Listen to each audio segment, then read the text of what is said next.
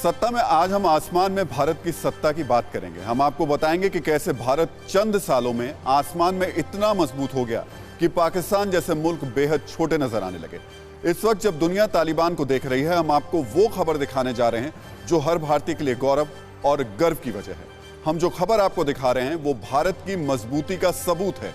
लेकिन इस खबर से पहले आपको एक तस्वीर दिखाते हैं।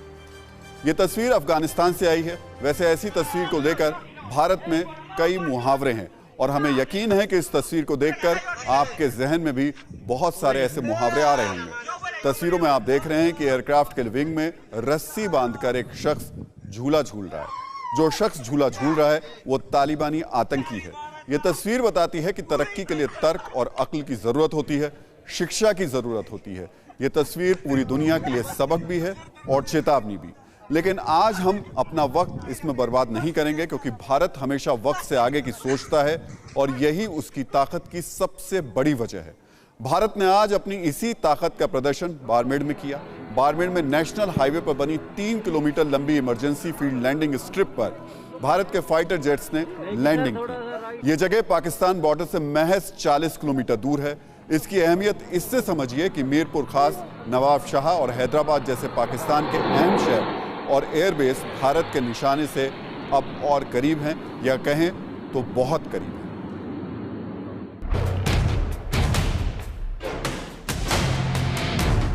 भारत पाकिस्तान बॉर्डर से करीब जैसे ही गर्जना के साथ हवा को चीरते हुए आसमान से जमीन पर वायुवीर फाइटर जेट्स की लैंडिंग हुई, पूरे देश का सीना गर्व से चौड़ा हुआ।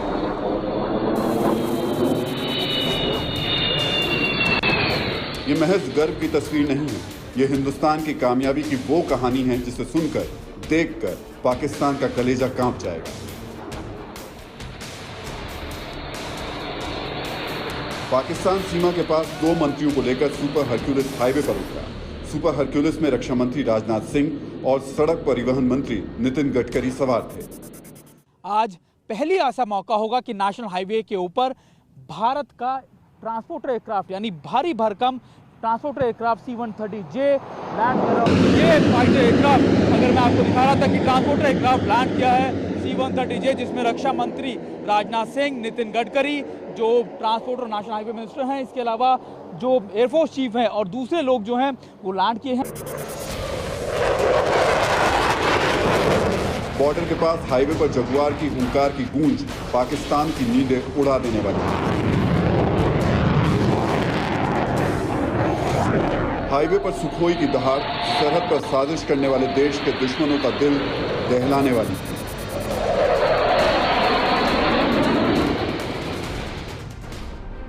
क्योंकि यह हाईवे पाकिस्तान सीमा से सिर्फ 40 किलोमीटर दूर है।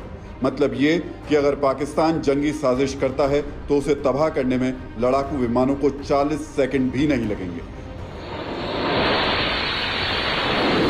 पल भर में जगुआर, सुखोई जैसे हिंदुस्तान के वायुवीर बॉर्डर के करीब पहुंच जाएंगे, दुश्मनों को मार गिराएंगे।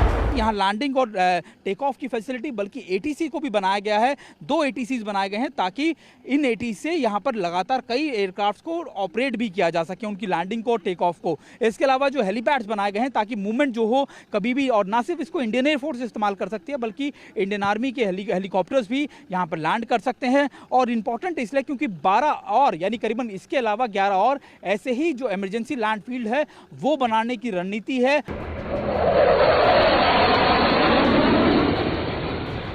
आपको बता दें कि यह हवाई पट्टी राजस्थान के बाड़मेर जालौर जिले की सीमा अगड़ावा में बनाई गई है। करीब 33 करोड़ रुपए की लागत से बनी हवाई पट्टी की लंबाई 3 किलोमीटर और चौड़ाई 33 मीटर है। वायुसेना के इमरजेंसी इस्तेमाल के लिए इसे तैयार किया गया है। हवाई पट्टी के दोनों सिरों पर पार्किंग भी बनाई गई है ताकि लैंडिंग के बाद विमानों को पार्क किया जा सके। हाईवे को 2019 में भारतमाला प्रोजेक्ट के तहत बनाया गया है और इंटरनेशनल बॉर्डर से कुछ ही कदम दूर इस प्रकार की इमरजेंसी लैंडिंग फील्ड का तैयार होना यह सिद्ध कर दिया है कि भारत अपनी एकता, संप्रभुता और अखंडता की रक्षा के लिए सदैव तैयार है और किसी भी चुनौती का सामना करने की भारत के अंदर एक कुव्वत है। यह संदेश भी हमने स्पष्ट रूप से दे दिया है। पाकिस्तान सीमा के पास हाईवे की अहमियत को समझने के लिए पाकिस्तान की करीब 50 साल पुरानी साजिश को जानना जरूरी है। 8 दिसंबर 1971 को पाकिस्तान के जेट्स ने वायुसेना के भुज एयरबेस पर बम दागे थे। हमले में एयरबेस का रनवे तबाह हो गया था, जिसकी वजह से युद्ध के दौरान हवाई ऑपरेशंस रुक गए थे। भविष्य में ऐसे हालात पैदा ना हो, इसके लिए यह प्रोजेक्ट जरूरी था। 1971 का युद्ध जिसमें हम लोगों ने विजय हासिल की थी, उसका यह स्वर्णिम वर्ष भी यह देश मना रहा है। और आज जहां पर खड़े होकर हम अपना विचार व्यक्त कर रहे हैं, यह स्थान भी 1971 की विजय का यह साक्षी रहा है। और ऐसे में इमरजेंसी लैंडिंग फील्ड का निर्माण मन में तो उत्साह पैदा करता ही है, साथ ही सुरक्षा के प्रति भी मन के अंदर एक विश्वास का भाव पैदा करता है, एक सेंस ऑफ कॉन्फिडेंस पैदा करता है। 1971 की जंग में भी भारत ने पाकिस्तान को कड़ा सबक सिखाया था। 3 बार भारत से मात खाने के बाद भी पाकिस्तान बॉर्डर पर अपनी नापाक हरकतों से बाज नहीं आ रहा। यही वजह है कि पाकिस्तान की तमाम साजिशों को ध्वस्त करने के लिए भारत हर पल तैयार है। तो भारत ने पाकिस्तान समेत पूरी दुनिया को अपनी ताकत दिखाई है। बाड़मेर में वायुसेना के फाइटर जेट्स की लैंडिंग इसलिए अहम है क्योंकि अब पाकिस्तान की तरफ से कोई भी नापाक हरकत होने पर भारत पाकिस्तान बॉर्डर पर तुरंत मोबिलाइजेशन हो सकता है। बाड़मेर की इमरजेंसी फील्ड लैंडिंग स्ट्रिप पर आज सुखोई, जगुआर, C-130J, AN-32 जैसे एयरक्राफ्ट्स की लैंडिंग कराई गई। यानी आज भारत ने बाड़मेर में ट्रांसपोर्टर एयरक्राफ्ट, फाइटर एयरक्राफ्ट और हेलीकॉप्टर की लैंडिंग कराई। भारत ने पाकिस्तान समेत अपने सभी दुश्मनों को दिखा दिया कि हम किसी से भी हालात में दुश्मन को करारा जवाब देने के लिए तैयार हैं। भारत दुनिया के उन चुनिंदा देशों में शामिल है जहां हाईवे पर इमरजेंसी एयर स्ट्रिप बनाई गई है। आपके लिए यह जानना जरूरी है कि देश के 13 राज्यों में 29 जगहों पर ऐसी इमरजेंसी एयर स्ट्रिप बनाने जाने का प्लान है। और ये कौन कौन सी जगह आपको बता देते हैं। इसमें जम्मू कश्मीर के चिनार बाग और इसके अलावा बिजबेहरा में इमरजेंसी एयर स्ट्रिप बनाई जा रही है। इसके अलावा दिल्ली में भी इमरजेंसी एयर स्ट्रिप बनाने का काम चल रहा है। उत्तराखंड के काठगोदाम और रामपुर, उत्तर प्रदेश के लखनऊ, रामपुर, मुरादाबाद और वाराणसी में इमरजेंसी एयर स्ट्रिप बनाई जा रही है। बिहार के किशनगंज, इस्लामपुर, झारखंड के जमशेदपुर, पश्चिम बंगाल के खड़गपुर, दीघा में इमरजेंसी एयर स्ट्रिप्स बनाई जा रही हैं। असम के तिनसुकिया, मोहनबाड़ी, ओडिशा के बालासोर और उसी के साथ साथ क्योझार में भी एयर स्ट्रिप्स बनाई जा रही हैं। राजस्थान के फलौदी और जैसलमेर में इमरजेंसी एयर स्ट्रिप्स बन रही हैं। गुजरात के मलिया और द्वारका, आंध्र प्रदेश के विजयवाड़ा, राजमुंद्री और तमिलनाडु के चेन्नई और पुडुचेरी में भी इमरजेंसी एयर स्ट्रिप्स बन रही हैं। दरअसल जंग के समय दुश्मन सबसे पहले एयरबेस को निशाना बनाता है। दुश्मन की कोशिश एयरफोर्स को पंगु बनाने की होती है। इसलिए सुरक्षा के लिहाज से सरकार ने हर क्षेत्र में इमरजेंसी एयर स्ट्रिप बनाने का फैसला लिया है ताकि किसी भी आपातकाल में सेना और उसको जरूरी सामान उपलब्ध कराने के लिए तमाम चीजें इन एयर स्ट्रिप्स के जरिए पहुंचाई जा सकें। वैसे आज भारत को एक और मजबूती मिली है। रक्षा मंत्री राजनाथ सिंह ने medium range surface to air missile की पहली यूनिट को जैसलमेर में वायुसेना के बेड़े में शामिल किया। यह मिसाइल 70 किलोमीटर के दायरे में दुश्मन को मार गिराने में सक्षम है।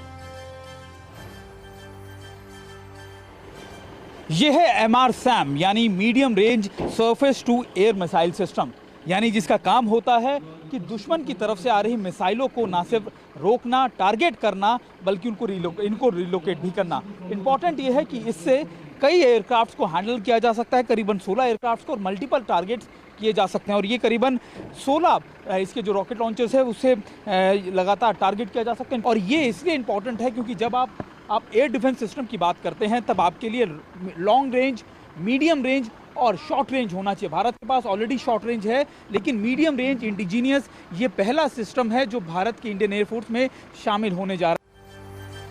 वैसे तो पाकिस्तान के पास इमरजेंसी फील्ड लैंडिंग स्ट्रिप है, लेकिन वो इतनी कम है कि उनका होना और नहीं होना बराबर है। भारत अपनी ताकत की बदौलत दुनिया के उन चंद देशों में शामिल है जहां जरूरत के मुताबिक इमरजेंसी फील्ड लैंडिंग स्ट्रिप मौजूद है। दुनिया के दूसरे देशों में अगर हम देखें तो जर्मनी, स्वीडन, दक्षिण कोरिया, स्विट्जरलैंड, सिंगापुर यहाँ बड़ी तादाद में इमरजेंसी फील्ड लैंडिंग स्ट्रिप्स मौजूद हैं, यानी भारत अब वर्ल्ड लीडर की श्रेणी में आ चुका है। वहीं पाकिस्तान अभी इस मामले में अपने पैरों पर भी खड़े होने की कोशिश नहीं कर पा रहा। वैसे सिर्फ इमरजेंसी फील्ड लैंडिंग स्ट्रिप ही नहीं, राफेल जैसे आधुनिक फाइटर जेट्स भी भारतीय वायुसेना में शामिल हैं। इसके अलावा भारत के पास Prithvi air defence missile 2, Akash air defence system 3, spider air defence system, Barak 8, LRSAM QRS air missile जैसे एयर डिफेंस सिस्टम मौजूद हैं। इसके अलावा भारत को S-400 जैसे एडवांस एयर डिफेंस सिस्टम भी मिलने वाले हैं। ये एयर डिफेंस सिस्टम और मिसाइल हवा में ही दुश्मन को मार गिराने की ताकत रखते हैं। इसीलिए भारत को आज आसमान में सुपर पावर का दर्जा हासिल है। इसीलिए भारत का आसमान अभेद्य है और पाकिस्तान जैसे देशों के लिए भारत की बराबरी करना नामुमकिन है। परवाह देश की, सोमवार से शुक्रवार रात 10 बजे TV9 भारतवर्ष पर।